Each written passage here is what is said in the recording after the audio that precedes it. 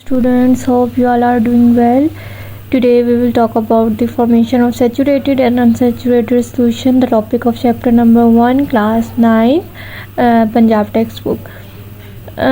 Firstly, we will talk about the unsaturated solution and then saturated.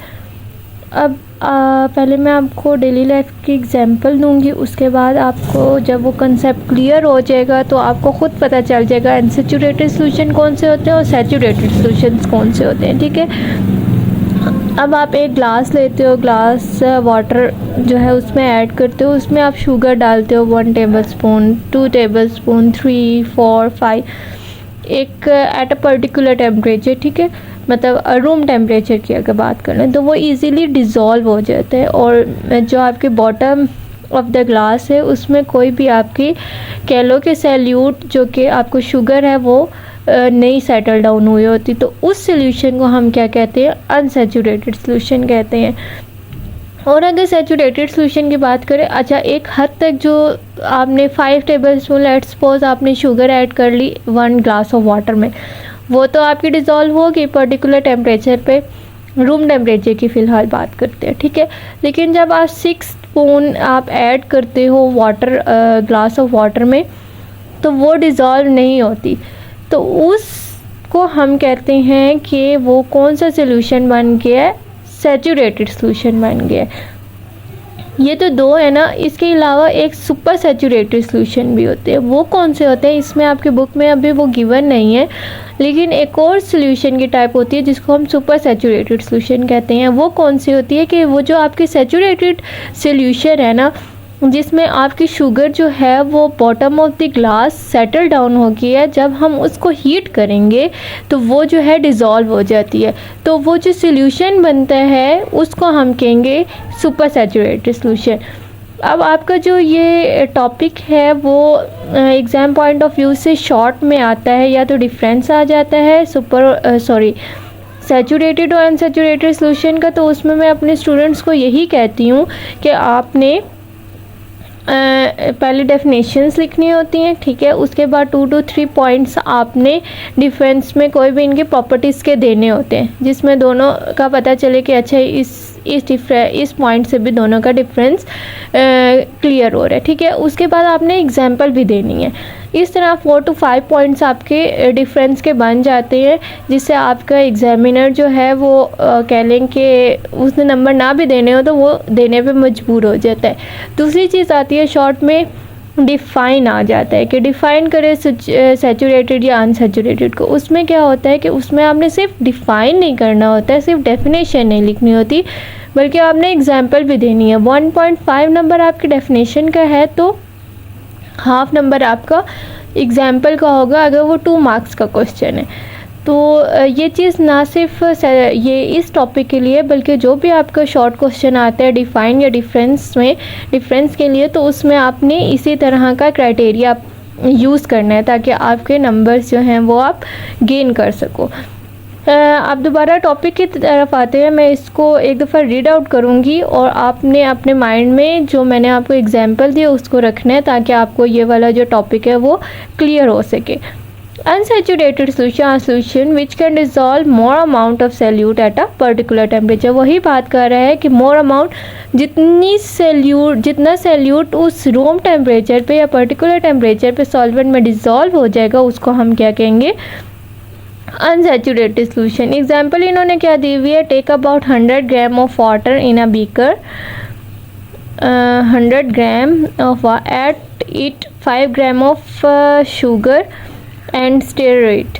The sugar will dissolve in water, then add another 5 gram of sugar and stir. This will dissolve also. This is called unsaturated solution. And continue adding sugar in the above solution as the quantity of sugar in water increases.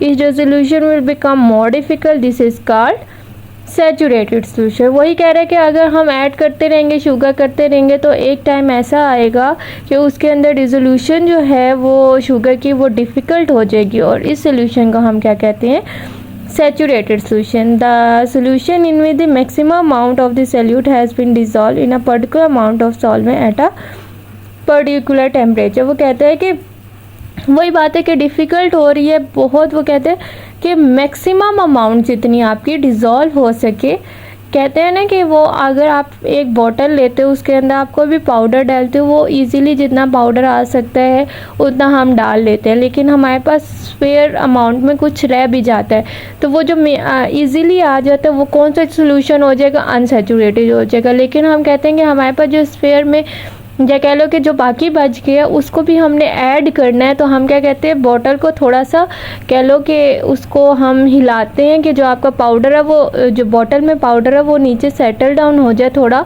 और space बन जाए, तो वो भी हम add कर लें, तो वो हमारी क्या होगी, मैक्सिमम अमाउंट होगी जार में, तो उसको हम कहेंगे वो कौन सा सोल्यूशन है, सैचुरेटेड सोल्यूशन है। इसकी एग्जांपल क्या आ जाती है, stage come when no more sugar will dissolve in water at this temperature, add any more sugar added at this step will settle down at the bottom of the beaker, this solution is का saturated solution at a particular temperature of the process। समझ आई। फिर आ जाता है different solute. अब solubility की जो वो है ना, सॉलिबिलिटी डिफरेंट होती है हर एक सॉल्यूट की पर्टिकुलर सॉल्वेंट में। अब इधर थोड़ी सी एग्जांपल्स उन्होंने दे दी है शुगर और सॉल्ट की, दोनों की, तो उसकी हम एक थोड़ी सी बात कर लेते हैं कि वो क्या है, कि किस तरह सॉलिबिलिटी डिफरेंट हो जाती है शुगर या कोई भी सॉल्यूट के सॉल्वेंट में। वो कहता है कि if the saturated solution of sugar and sodium chloride are prepared, saturated solution अब हम प्रिपेयर कर रहे हैं शुगर और NaCl का, वो जो कॉमन सॉल्ट हमारा टेबल सॉल्ट है उसकी बात कर रहे हैं, ठीक है। तो वो कहता है कि जो कंसनट्रेशन है आपकी NaCl की सैचुरेटेड सॉल्यूशन में वो कितनी है, 5.3 मोलर है at room temperature, while that of sugar की कितनी है, 3.8 है। लेट्स सपोज आपने 100 ml का बीकर लिया, उसके अंदर आपने वाटर डाल दिया। वो कहते हैं कि उन दोनों का टेम्परेचर जो है वो सेम है, रूम टेम्परेचर है, तो आपका जो सॉल्ट है ना वो 5.3 मोलर उसमें डिज़ोल्व हो गया, जबकि शुगर जो है वो 3.8 मोलर है। इसका मतलब क्या हुआ कि आपका जो सॉल्ट है वो ज़्यादा सॉल्युबल हो रहा है और एज़ कम्पेयर टू आपकी शुगर। अब वो कहते हैं this is due to the fact that the, अब वो कहते हैं कि जो अट्रैक्शन है सोडियम क्लोराइड की वाटर के साथ वो ज़्यादा है as compare to the sugar. अच्छा, अब इसमें थोड़े से कैसे ज़्यादा है अट्रैक्शन या क्या है, इसमें एक क्वेश्चन अराइज होता है कि सोडियम क्लोराइड की सॉल्युबिलिटी शुगर से ज़्यादा वाटर में कैसे है। वो कैसे होता है कि आपका जो सोडियम क्लोराइड है उसका फार्मूला है NaCl, ठीक है, और शुगर क्या है C12H22O11, ठीक है।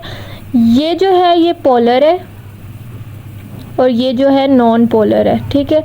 और वाटर जो है, वाटर का फार्मूला होता है H2O, ये भी है आपका पोलर।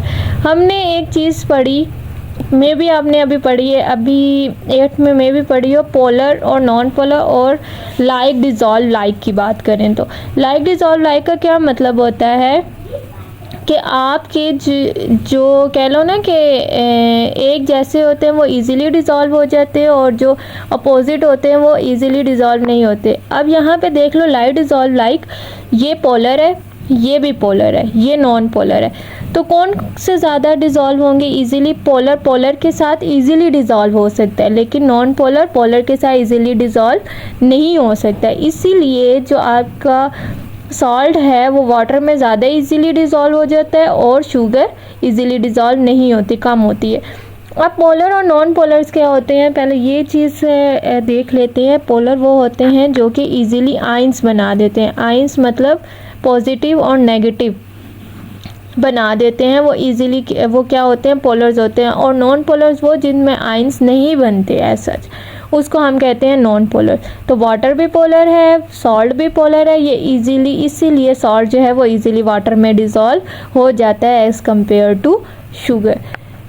ये आपका आज का टॉपिक था। कोई भी आपको क्यूरी हो, you can ask me in a comment box. Please subscribe my channel, press the bell icon, ताकि आने वाले लेक्चर आपको नोटिफिकेशन आपको मिल सके। थैंक यू, अल्लाह हाफिज़।